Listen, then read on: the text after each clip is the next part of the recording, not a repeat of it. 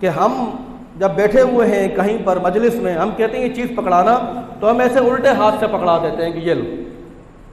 کوئی بھی چیز ہو، کچھ مانگتے ہیں تو سیدھے ہاتھ کے استعمال کرنے کے بجائے ہم الٹے ہاتھ سے پکڑا دیتے ہیں کہ یہ لو، کیونکہ چیز ہمارے قریب پڑی ہوئی ہوتی ہے. الٹے ہاتھ سے پکڑانے میں کوئی کباہت نہیں ہے، اصل چیز ہے پکڑنا. آپ نے پکڑ لیا، الٹے ہاتھ سے ہو یا سیدھے ہاتھ سے ہو، کوئی مذائقہ نہیں ہونا چاہیے. ایسا ہی ہے نا، مقصد ہے پکڑنا، الٹے ہاتھ سے پکڑاؤ یا سیدھے ہاتھ سے پکڑاؤ. لیکن اللہ کے رسول علیہ الصلوۃ والسلام نے اس پکڑنے والے چیز کی بھی اصلاح فرمائی ہے. اللہ کے نبی نے کیا فرمایا کہ لِيَأْكُلْ أَحَدُكُمْ بِيَمِينِهِ وَلْيَشْرَبْ بِيَمِينِهِ وَلْيَأْخُذْ بِيَمِينِهِ وَلْيُؤْتِ بِيَمِينِهِ. سکھایا جا رہا ہے نا. اللہ کے نبی نے فرمایا کہ جب بھی تم کھانا کھاؤ تو اپنے دائیں ہاتھ سے کھاؤ، جب بھی کوئی چیز پکڑو پیو تو اپنے دائیں ہاتھ سے، اور جب بھی کوئی چیز تم دو کسی کو تو الٹے ہاتھ سے نہیں بلکہ سیدھے ہاتھ سے دو، اور جب تم کسی سے کوئی چیز لو تو الٹے ہاتھ سے نہیں بلکہ سیدھے ہاتھ سے لو. کیوں؟ آبجیکشن ہے نا. کیوں بھائی؟ مقصد تو پورا ہو رہا ہے، مقصد ہے پکڑنا، وہ تو ہم الٹے ہاتھ سے بھی پکڑ رہے ہیں، تو سیدھے ہاتھ کا استعمال کیوں؟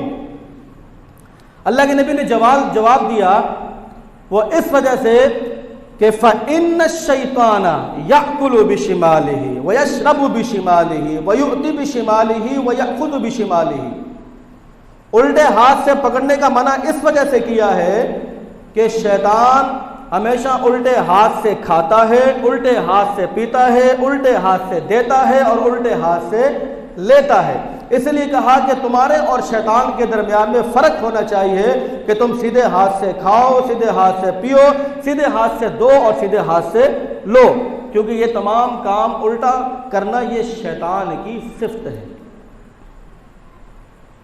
اللہ کے نبی علیہ الصلوۃ والسلام فرماتے ہیں کہ اذا توضأتم فابدؤوا بیمینکم، بلکہ تم جب بھی کوئی کام کا آغاز کرو، کوئی بھی کسی بھی کام کا آغاز کرو، چاہے وہ وضو ہو چاہے وہ کچھ بھی ہو، تو کوشش کرو کہ اس کے اندر اپنا دایاں ہاتھ استعمال کیا جائے، اس کو دائیں طرف سے شروع کیا جائے، کیونکہ یہ اللہ کے نبی علیہ الصلوۃ والسلام کی حدیث مبارکہ ہے.